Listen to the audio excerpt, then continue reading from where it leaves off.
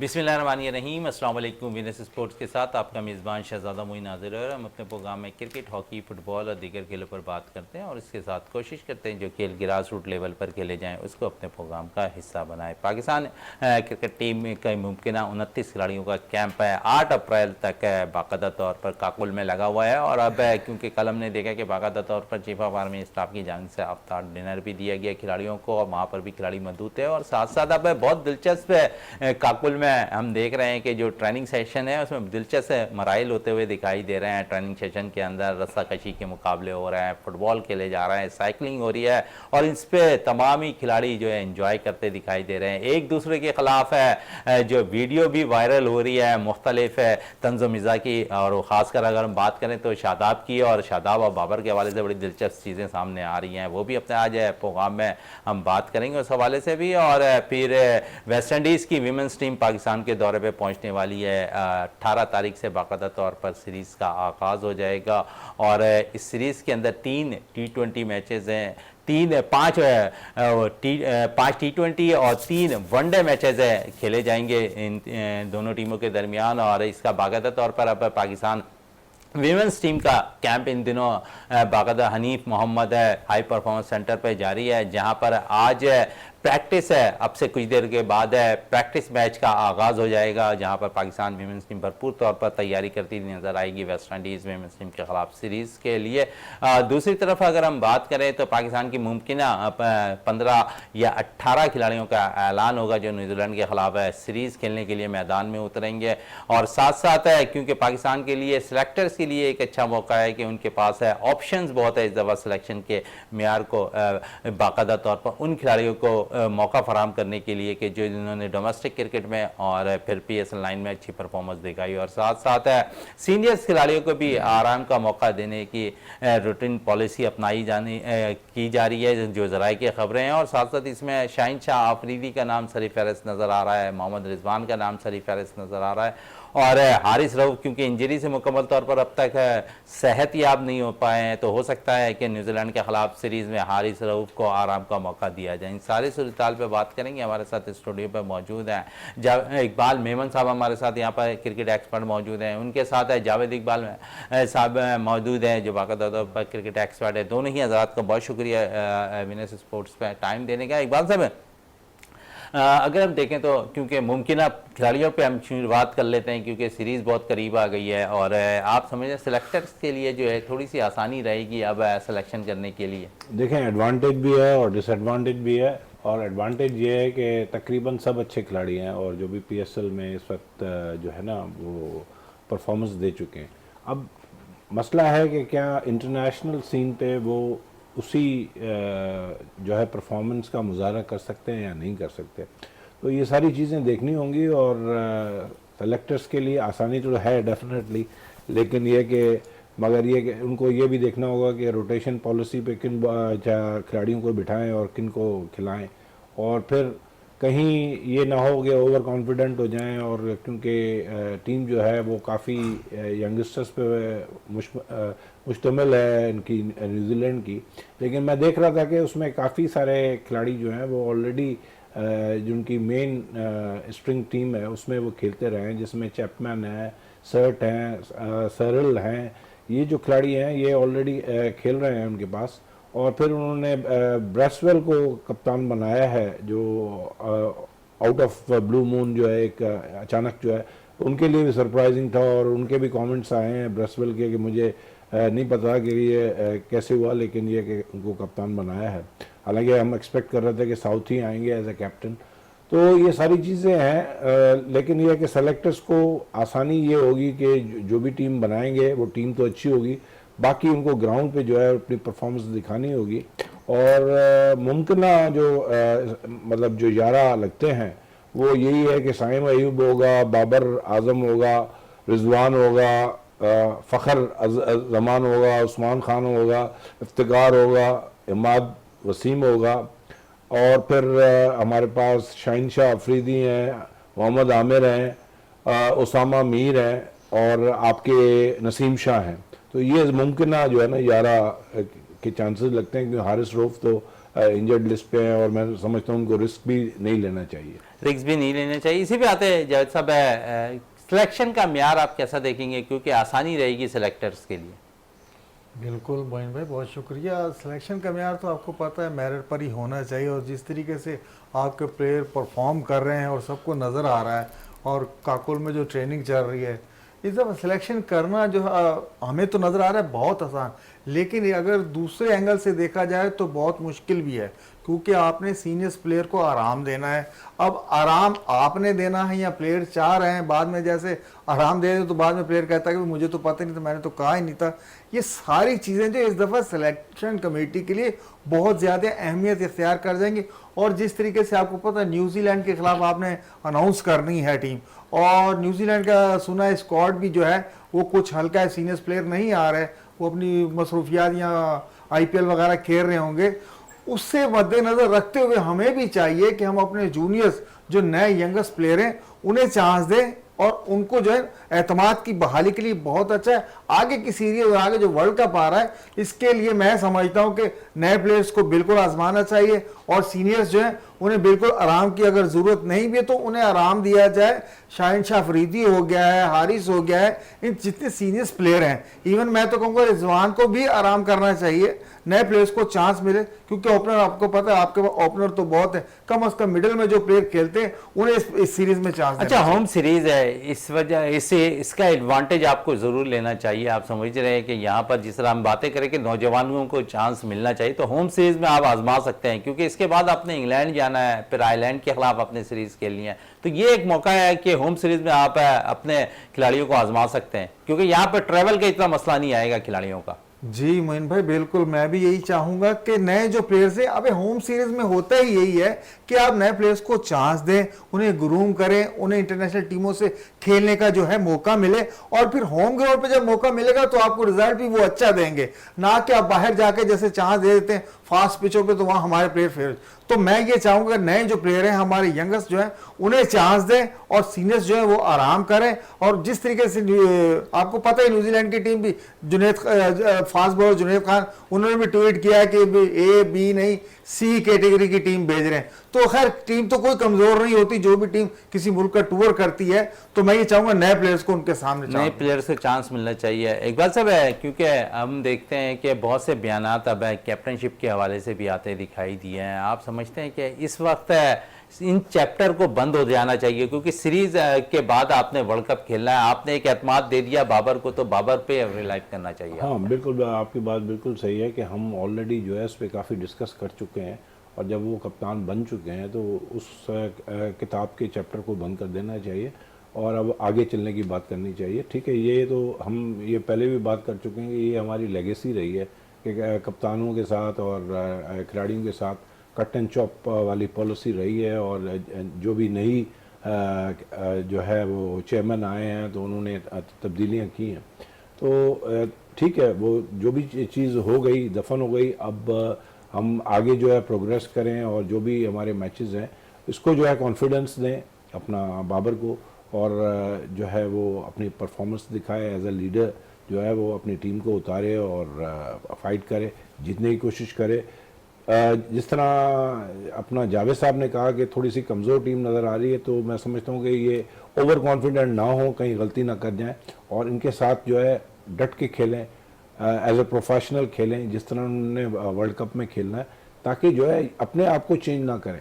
हर game में इसी तरह होता है कि आप थोड़ा सा भी लूज होने की कोशिश करते हैं तो दूसरी टीम जो है वो चढ़ के आ जाती है। इसी पे थोड़ी सी चले जाए माजी में, तो हमने अफगानिस्तान के खिलाफ सीरीज़ खेली थी जहाँ शादाब कप्तान कहते हैं, वहाँ आपने अपनी टीम का हशर देख लिया कि किस तरह थोड़ा सा ओवर कॉन्फिडेंस हुए, हमने नए खिलाड़ियों को भी मौका फराहम किया, और फिर शादाब उसमें इस सीरीज़ में कप्तानी भी कर रहे थे, तो वहाँ सीरीज़ जो है हमें नाकामी देखनी पड़ी पहली दफ़ा अफगानिस्तान के खिलाफ। तो ओवर कॉन्फिडेंस नहीं होना चाहिए हमें, क्योंकि कोई भी टीम है वो इंटरनेशनली सतह पर आकर यहाँ पर आपके खिलाफ मुकाबला कर रही है। देखें, एज ए स्पोर्ट्समैन मैं आपको एक चीज़ बता दूँ शहजादा, कि कोई भी गेम जो है ना, उसमें जब आप थोड़ा सा ढीला होते हैं ना, तो फिर जब आप उसको ओवरकम करने की कोशिश करते हैं, तो उसमें ओवरकम करने के साथ साथ वो आपके साथ एंग्जाइटी भी होती है।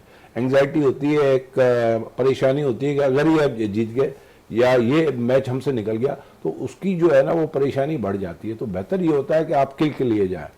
तो इसलिए मैं इनको यही कहूँगा कि भले आप उनको लोएस्ट स्कोर्स पे आउट करें और जल्दी आप जीत जाएं, अगर मतलब सेकेंड इनिंग्स में आप खेल रहे हैं तो जो है आप उसको टारगेट को, अगर आप 92 का टारगेट आपको मिलता है तो आप कोशिश करेंगे इसको 10 ओवर में या 8 ओवर में निपटा दें, ताकि जो है यही चीज आपको आगे चल के काम आएगी।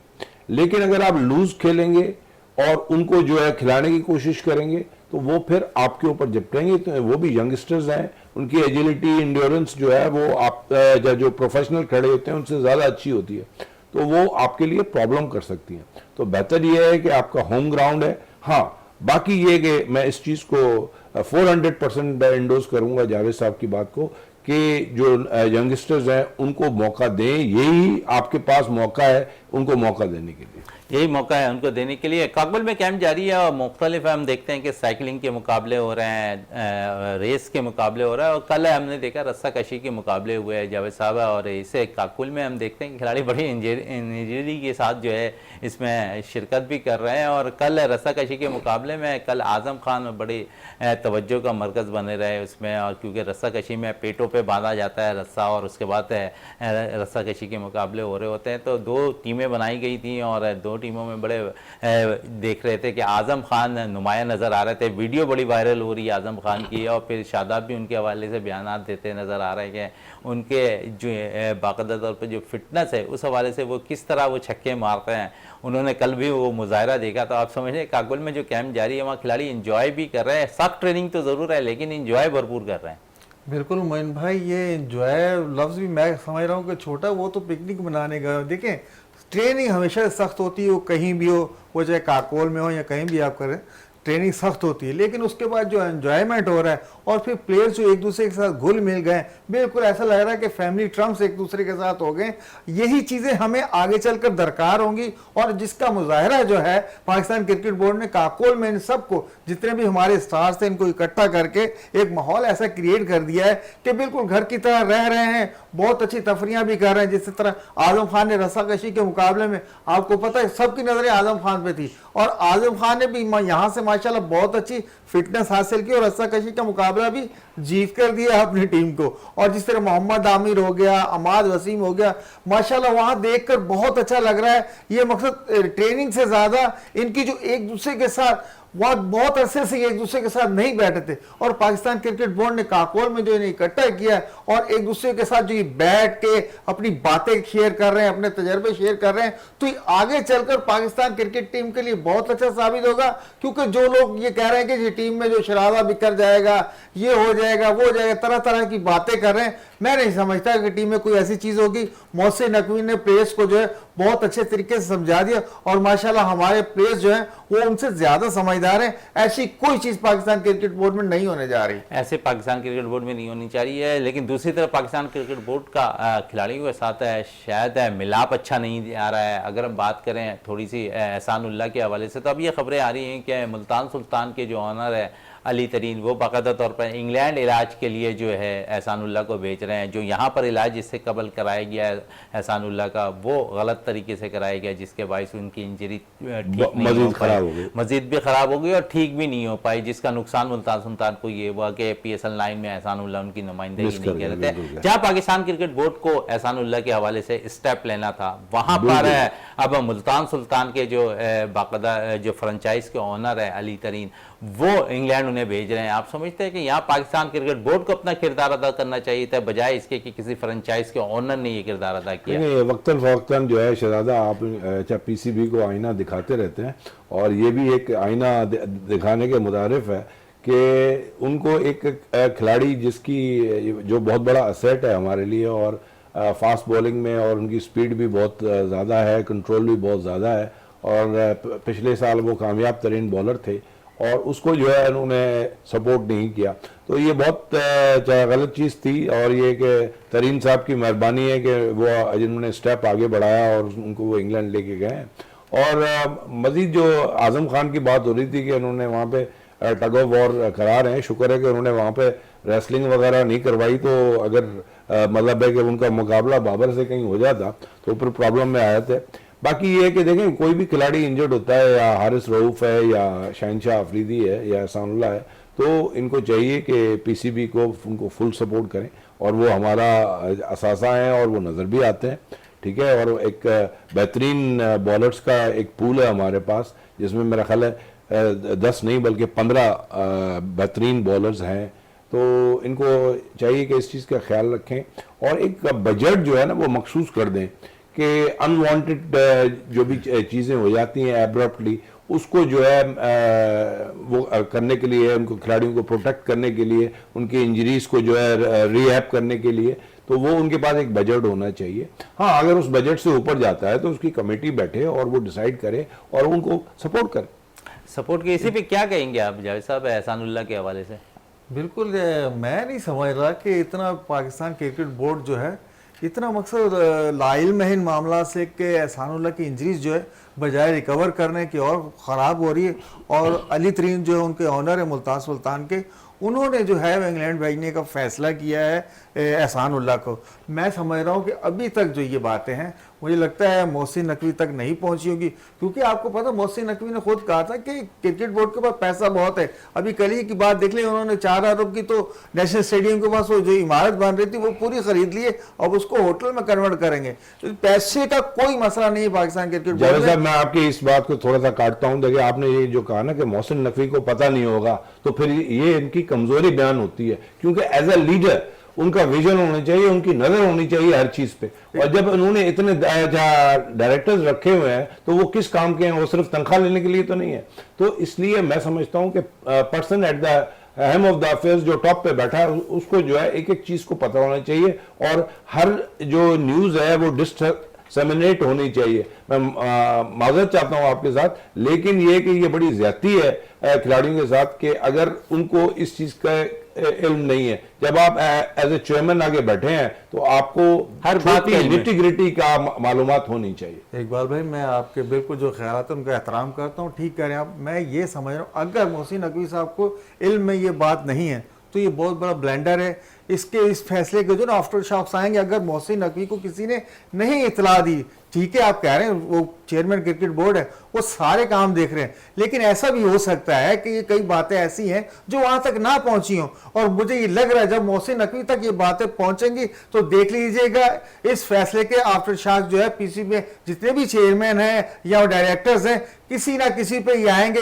ये थोड़े दिन में आपको पता चल जाएगा, थोड़े दिनों में पता चल जाएगा। इकबाल साहब, जावेद इकबाल भट्टी साहब ये कह रहे हैं, लेकिन दूसरी तरफ बात हो रही है इमारात खरीदने की नेशनल स्टेडियम। तो आप समझते हैं कि एक अच्छा बेहतर फैसला है ये कि यहाँ पर अगर होटल्स हो जाएंगे तो करीब हो जाएगा इस स्टेडियम से खिलाड़ियों का ट्रेवल? देखें, होटल्स तो आपको वैसे भी अच्छा जो है अच्छे होटल्स की ज़रूरत है, और स्पेशली सिर्फ स्पोर्ट्स नहीं मगर दूसरी कॉन्फ्रेंसेस के लिए भी, ताकि जो है आपके पास जो बाहर से डेलीगेशन आते हैं, डिप्लोमेट्स आते हैं, तो अगर ऐसे कोई अच्छे होटल्स का प्रपोजल है तो बहुत ही अच्छी बात है। और सर स्टेडियम के करीब है, स्टेडियम के साथ है। पीसी सर इतनी वो बड़ी इमारत बन रही थी, पीसीबी ने जो है काम रुकवाया था कि हमारे सिक्योरिटी मसलात होंगे, मैचेस होते हैं यहाँ, तो फिर उसके ऑनर ने इन्हें ही पेशकश कर दी है कि भाई आप खरीद लें। तो जिस तरीके मोहसिन नकवी ने कहा था कि हमें होटल जो है बनाने हैं, तो उन्होंने वो डायरेक्ट बिल्डिंग खरीद ली, उसमें थोड़ा सा स्ट्रक्चर तो उसका बना हुआ है, थोड़ी सी चेंजिंग करे, बहुत 5 स्टार होटल बन जाएगा। चले 5 स्टार होटल बन जाएगा। लेकिन दूसरी तरफ अगर हम बात करें पाकिस्तान हॉकी के हवाले से, क्योंकि कौमी खेल हॉकी है और अब कौमी खेल हॉकी अब 2 फेडरेशन के गिर्द घूमती दिखाई दे रही है। एक तरफ है जो है बाकायदा तौर पर तारिक बुगटी साहब है सदर है, तो दूसरी तरफ है शैला रजा साहिबा जो है पाकिस्तान हॉकी फेडरेशन की सदर बनती दिखाई दे रही हैं। तो 2 सेक्रेटरी भी काम कर रहे हैं, राना मुजाहिद साहब भी सेक्रेटरी के अहदे पे फाइज हैं, हैदर हुसैन भी सेक्रेटरी के अहदे पे फाइज हैं। लेकिन दूसरी तरफ अब बहुत से ओलंपियंस ने अपने बयान देने शुरू कर दिए हैं, और कल एक प्रेस कॉन्फ्रेंस है अब्दुल सत्तार हॉकी स्टेडियम पे हुई है, जहाँ पर हनीफ खान ओलंपियन मौजूद थे, कलीमुल्ला वहाँ पर मौजूद थे, दीगर ओलंपियन वहाँ पर मौजूद थे। और अब ऐसा देखा जा रहा है कि पाकिस्तान हॉकी फेडरेशन पे अगर यही मामलात रहे तो 10 साल की पाकिस्तान हॉकी फेडरेशन पर भी पाबंदी लग सकती है। जिस तरह माजी में फुटबॉल में ये सब कुछ होता रहा, तो अब कौमी खेल हॉकी के लिए भी ये हो सकता है कि इस पर भी पाबंदी लग जाए। इस पर ओलंपियन ने बड़े खदशात का इजहार कर दिया और उन्होंने पाकिस्तान के वज़ीर आज़म मियाँ शहबाज शरीफ से बाकायदा तौर पर रिक्वेस्ट की है कि इन मामलात को फौरी तौर पर हल कराया जाए, ताकि पाकिस्तान में जो पाबंदी हॉकी पे लगने वाली है वो ना लगे, क्योंकि ये पाकिस्तान का कौमी खेल है। इकबाल साहब क्या कहेंगे, दो फेडरेशन है, आपने कभी सुना था? क्योंकि सारे खेल में बहुत फेडरेशन हुआ करती थी, दो खेल ऐसे थे जहां पर फेडरेशन एक काम कर रही थी। पाकिस्तान क्रिकेट बोर्ड एक है और पाकिस्तान हॉकी फेडरेशन एक थी, लेकिन अब पाकिस्तान हॉकी फेडरेशन भी दो में बट गई है। शहजादा, आप जो है ना वक्तन फ़वक्तन आईना दिखाते रहते हैं और दोबारा दिखा रहे हैं इनको। जो भी people at the helm of the affairs, जो भी रेलेवेंट लोग हैं, उनके लिए ये आईना है कि आप लोग इतनी गलतियां कर रहे हैं। हालांकि और मीडिया ने भी इसको उठाया हुआ है, न्यूज़ में भी है। और मतलब जब आप किसी को भी ऐसी जगहों पे अहल समझते हैं और उनको बिठाते हैं, तो उनको इतना तो पता होना चाहिए कि इसमें पाकिस्तान की इंटरनेशनली कितनी डिसरिस्पेक्ट हो रही है, ठीक है ना, और कितनी एम्बेरसमेंट हो रही है। मतलब एक तो आपने वैसे ही उसका गेम का काला मुंह किया हुआ है और वो गेम पे आप जो है पनप ही नहीं रहे और ना आगे बढ़ रहे हैं। लेकिन ये कि अब आप ऑफिशियली जो है वो अपने आप को, मतलब मुझे ये नहीं कहना चाहिए, ख्वार करा रहे हैं दुनिया में। तो जो लोग इन फेडरेशन में बैठे हुए हैं, मैं तो कहता हूं कि उनको भी चाहिए कि वो इस्तीफा दे दें। ये तो मतलब एक बहुत बड़ी एम्बेरसिंग सिचुएशन है और बहुत शर्मिंदगी की बात है।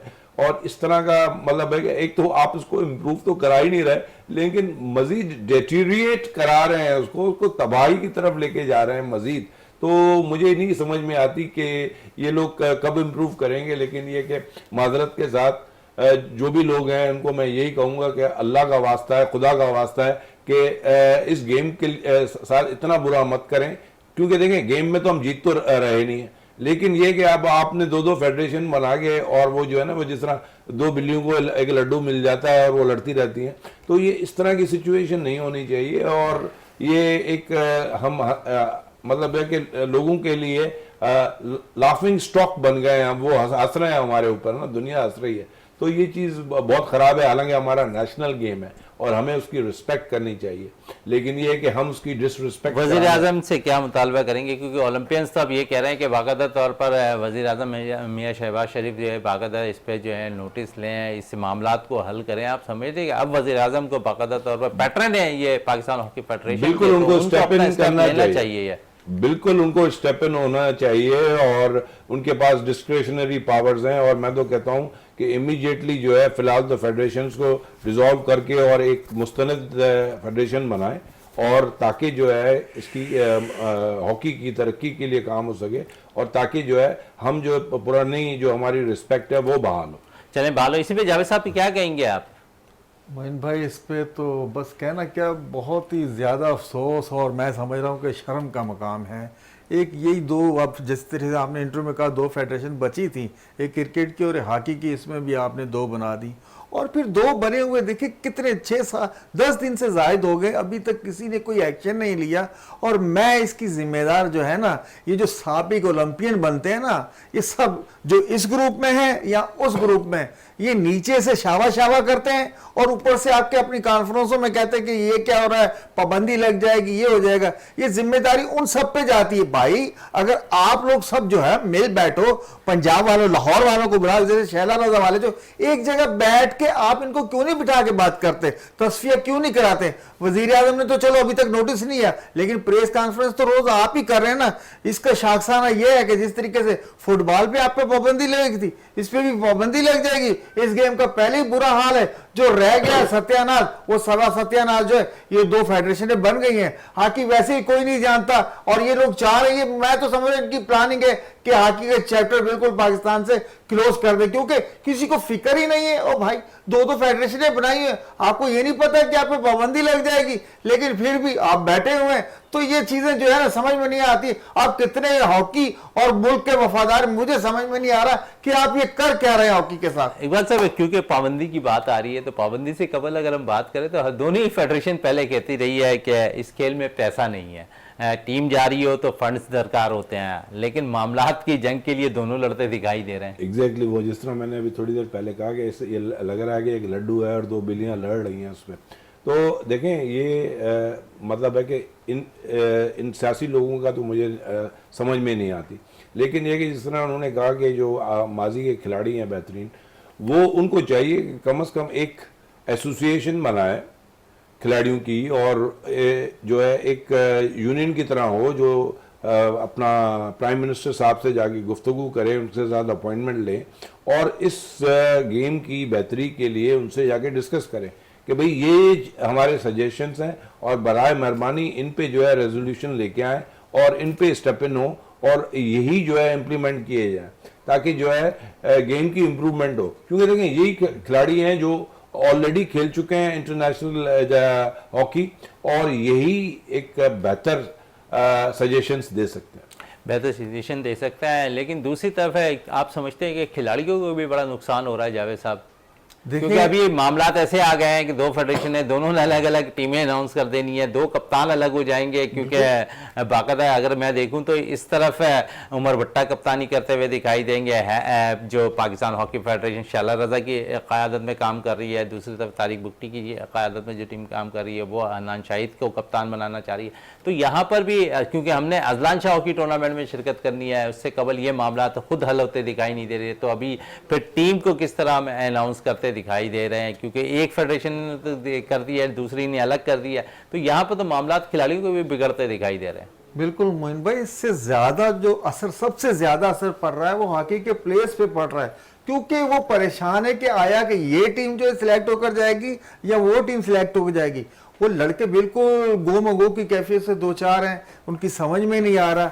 तो लिहाजा जैसे अभी इकबाल भाई कह रहे थे, ये सीनियर्स प्लेयर हैं, इनके एक दूसरे से राब्ते होते हैं, लेकिन आपको पता है कि सिर्फ चेहरे बदल बदल कर थोड़े दिन बाद पता चलता है इनको वो ओहदा मिल गया, इनको वो ओहदा मिल गया।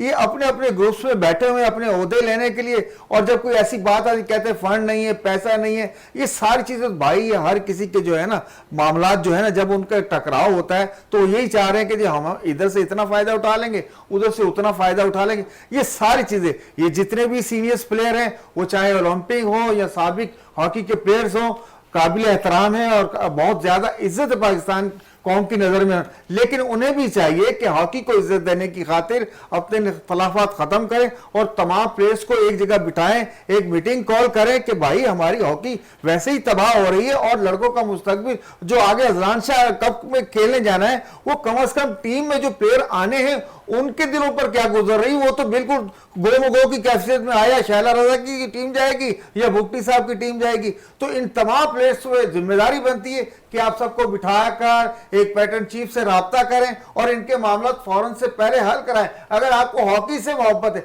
अगर आपको अपने ओहदों से मोहब्बत है, जी कल को मैंने यहां लग जाना है, कल यहां लग जाना है, तो मैं नहीं देख रहा फिर कुछ हॉकी के बारे में, कुछ हॉकी की बेहतरी होती हुई दिखाई देती हुई नजर नहीं आ रही है। चलें, ये तो हो गई हॉकी की बात है, थोड़ी सी विमेंस क्रिकेट के हवाले से भी बातें कर लेते हैं। और इस वक्त अब वेस्ट इंडीज़ की विमेंस टीम पाकिस्तान के दौरे पे 14 अप्रैल को पहुंच रही है। 18 तारीख से बाकायदा तौर पर पाकिस्तान के खिलाफ वो 3 वनडे और 5 T20 मैचेस से खेलेगी नेशनल बैंक क्रिकेट ग्राउंड में। और क्योंकि आज प्रैक्टिस सेशन चल रहा है और आज प्रैक्टिस मैच भी पाकिस्तान विमेंस टीम का है नेशनल बैंक क्रिकेट ग्राउंड पर, तो इकबाल साहब कितनी तैयारी आप बेहतर समझ रहे हैं पाकिस्तान विमेंस टीम की? अब बहुत बेहतरी आती जा रही है पाकिस्तान विमेंस टीम में। हमने देखा कि जो न्यूजीलैंड के खिलाफ भी पाकिस्तान ने तारीख में पहली दफ़ा फतह हासिल की, तो बेहतरी आ रही है पाकिस्तानी विमेंस टीम में, क्योंकि टूर सब बाहर के अच्छे मिल रहे हैं, बड़ी टीमों के खिलाफ खेल रहे हैं, फिर होम सीरीज भी वेस्ट इंडीज़ के खिलाफ अभी हो रही है। तो आप समझते हैं ये भी बड़ा अच्छा साइन है पाकिस्तान के लिए? बिल्कुल जी, ये वेस्ट इंडीज़ की टीम सेकेंड टाइम आई है रिसेंट पास में, और क्या है कि ये पाकिस्तान की टीम को जो है मौके भी अच्छे मिल रहे हैं और प्रैक्टिस भी अच्छी मिल रही है, और इंटरनेशनल टीमों से जितना खेलेंगे उतनी इम्प्रूवमेंट आएगी। तो ओवर द ईयर्स जो है वो काफ़ी बूस्ट मिला है विमेन क्रिकेट को, और विमेन क्रिकेट ने बहुत इम्प्रूव करके दिखाया, और जिस तरह आपने बताया कि न्यूजीलैंड से वो जीते, तो ये बहुत ही खुशाइन बात है। और मैं समझता हूँ कि ये क्रेडिट हम पीसीबी को देते हैं कि उन्होंने जो है स्टेप बढ़ाया है, फीमेल को सपोर्ट की है और इस तरह के टूर्नामेंट करवाए, और उसके बाद जो है अब जो है प्रैक्टिस सेशंस शुरू हो रहे हैं। वेस्ट इंडीज़ की टीम आ रही है और इतने सारे मैचेस खेल रही है, मतलब 8 के करीब हैं, 5 2020 हैं और 3 जो है बाकायदा तौर पर वनडे है, 5 T20 मैच हैं। हाँ, तो ये बहुत मतलब ठीक ठाक जो है ना एग्जर्शन वाला टूर है, और मैं समझता हूँ कि इससे बहुत फ़ायदा होगा। और जो नई लड़कियां हैं जिनको इंटर कॉलेजिएट या इंटर यूनिवर्सिटी में खिलाया गया, उसमें से अगर कोई अच्छे स्टार्स हैं तो उनको भी जो है मौका दिया जाए, ताकि जो है ये भी अगेन हमारा होम ग्राउंड है और जब होम सीज़न है तो इसमें जो है मौका दिया जाए ज़्यादा से ज़्यादा, ताकि जो है उनकी भी ग्रूमिंग हो जाए, और जो ऑलरेडी खेल रही हैं उनको भी बहुत अच्छा मौका है कि अपने लिए जो है स्टैट्स भी बढ़ाएं, अपने मुल्क को जितवाएं, और मतलब जो है प्रैक्टिस ऐसी होनी चाहिए ताकि जो है इंटरनेशनली कोई इवेंट आए तो फिर वो वहाँ पे भी जो है अच्छी परफॉर्मेंस दें। इससे बहुत फ़र्क पड़ेगा खिलाड़ियों को, उनका मोराल हाई होगा, उनकी जो है कॉन्फिडेंस लेवल बढ़ेगा। तो ये बहुत ज़बरदस्त। जाहिर साहब क्या कहेंगे वेस्ट इंडीज़ टीम के हवाले से, पाकिस्तान के दौरे पे आ रही है विमेंस की? बिल्कुल मोइन भाई, बहुत अच्छा साइन है पाकिस्तान वुमेन्स क्रिकेट के लिए। जिस तरीके से हमारी टीम आपको पता है कि माशाल्लाह दिन ब दिन ऊपर की रैंकिंग की तरफ आ रही है, और अब ये जैसे आपने बताया कि हाल ही में न्यूजीलैंड जैसी बड़ी टीम को हम बीट कर आ रहे हैं, और इससे पहले साउथ अफ्रीका की जो सीरीज़ थी वो भी हमने आपको पता क्लीन स्वीप की थी।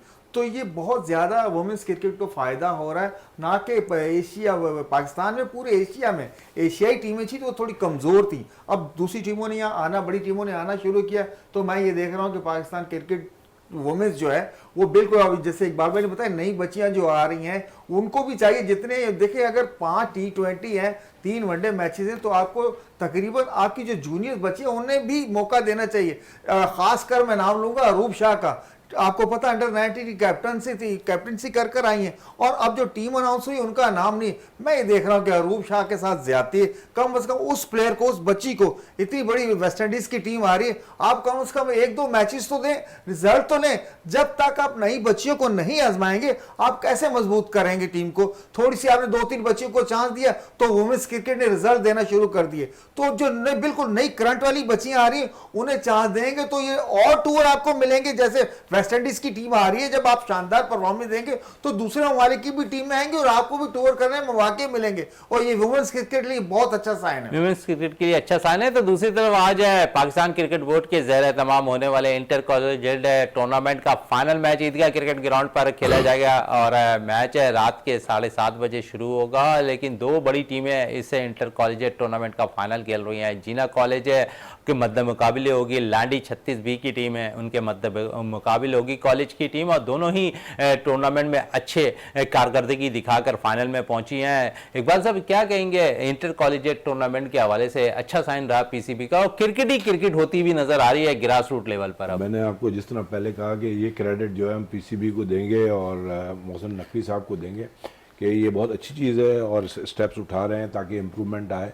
और कुछ ऐसे इलाकों का आपने नाम लिया जहाँ से निकल के जब ये खिलाड़ी आएंगे तो उसमें जो है ना एक डेवलपमेंट देखिए ना। 36B जीना कॉलेज का तो चले नाम है, लांडी 36B कॉलेज है, कोई नहीं जानता था इतना। उस टीम ने फाइनल खेला है पाकिस्तान क्रिकेट बोर्ड के ज़ेर तमाम होने वाले इंटर कॉलेजिएट टूर्नामेंट का, तो एक बड़ा साइन है कि वहां से भी अब अच्छे क्रिकेटर निकलेंगे जरूर। बिल्कुल देखें, और एक वर्ड ऑफ माउथ जो है वो उन गर्ल्स के पास जाएगा, उन स्कूल में, कॉलेज में, कि हमारी बच्चियां खेल रही हैं, तो इससे जो है ना एक कॉन्फिडेंस, एक बूस्ट आता है लाइफ में। और क्योंकि ये जो स्कूल्स कॉलेजेस होते हैं जैसा लांडी में या कोरंगी में, ये थोड़े से अंडर प्रिविलेज होते हैं। अब जब यहाँ से बच्चे निकल के आते हैं और आगे मैदान में खेलते हैं तो उसकी सपोर्ट में अगर वो बच्चे आ जाते हैं तो उनका भी कॉन्फिडेंस बढ़ता है, और फिर फ्यूचर में वो भी स्टेप इन करते हैं कि हम भी आगे वो स्पोर्ट्स खेलें।